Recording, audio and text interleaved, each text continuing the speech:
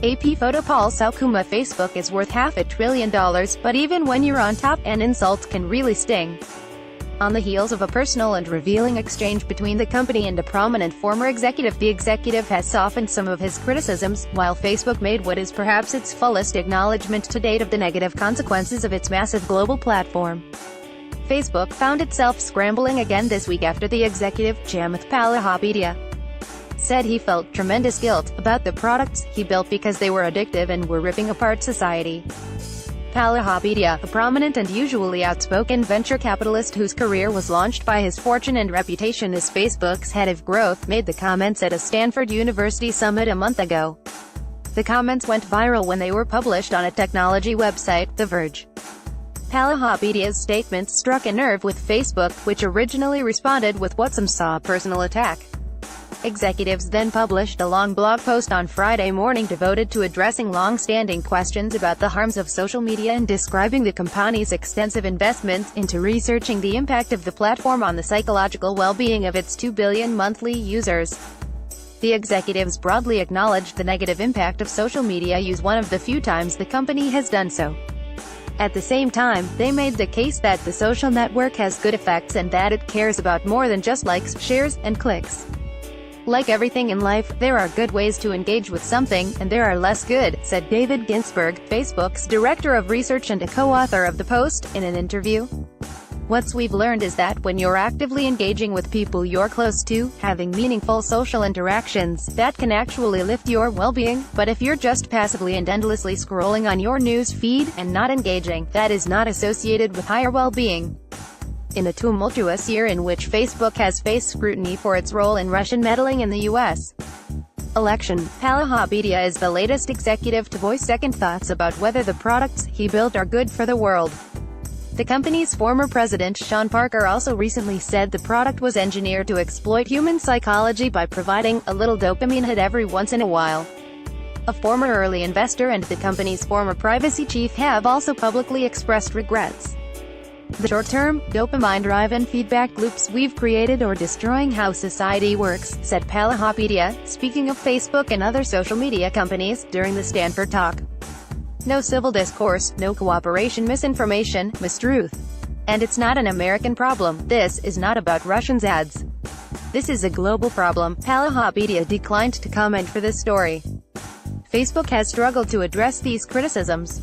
First, the company shot back at Palihapitiya individually, releasing a statement pointing out that he had not worked at Facebook for over 6 years. The jab also included an admission: Facebook was a very different company back then, it read. As we have grown, we have realized how our responsibilities have grown too. The intensity of the back and forth shows the particular weight Silicon Valley companies, and particularly Facebook, place on loyalty and a shared sense of mission. Facebook is flush with cash but fears it could lose the hearts and minds of its workers, and the favor of lawmakers and the public. Like many Facebook users, the company wants to be liked. In the blog post Friday, entitled, "Is Social Media Bad for Us?" Facebook described extensive efforts to design products and features that promote its users' well-being.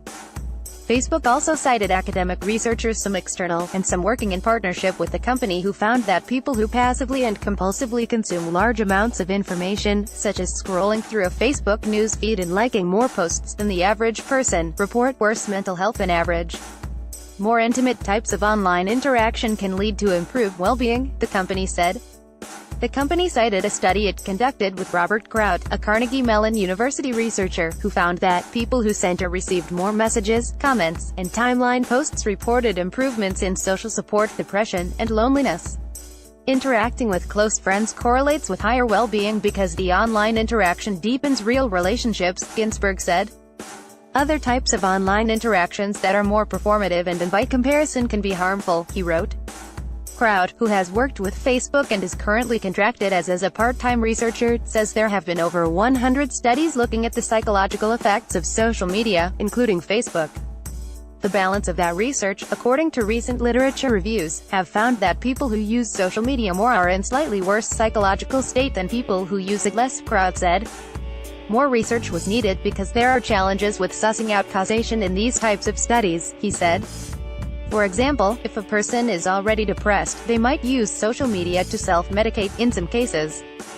Crowd said he works with Facebook because the data is tremendously valuable for social insight, and because Facebook is reluctant to provide data to outsiders unless the research is conducted jointly, in part for privacy reasons. The blog post is partly a scientific attempt to address the issues and partly a PR attempt to assuage what the problems might be, he said.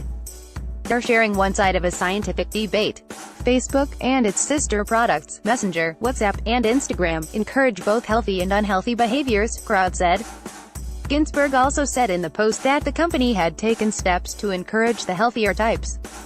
The company has said it is working to demote clickbait and false news, and is willing to do so even if it comes at the expense of time spent on Facebook. It has also changed the newsfeed so that people see posts from close friends first. Features have been added recently that enable users to take a break from seeing posts from exes and others they don't want to see. Facebook's own social science research has a fraught history. Several years ago, the company was chastised for an experiment it conducted in which Facebook data scientists attempted to manipulate people's emotions by tweaking the content in people's Facebook's feeds. The company says it no longer conducts such experiments, and that currently engages in observational studies and then tweaks its systems to improve people's well-being. In an interview, Roger McNamee, an early investor who has become a vocal critic of the company, said that Facebook has not made a broader shift. He pointed out that even the research Facebook highlighted that the mere act of scrolling through Facebook frequently seems to suggest that even basic use of the product can have a bad effect on people. The very basis of the business model is addiction, he said. Everything is tuned to higher engagement, and the problem with Facebook's whole position is that the algorithm exists to maximize attention, and the best way to maximize attention is to make people angry and afraid. It seems to me that they have a lot of work to do. In a follow-up Facebook post, Palahabedia said he did not intend to unleash a tide of anger. My comments were meant to start an important conversation, not to criticize one company, particularly one I love, he said.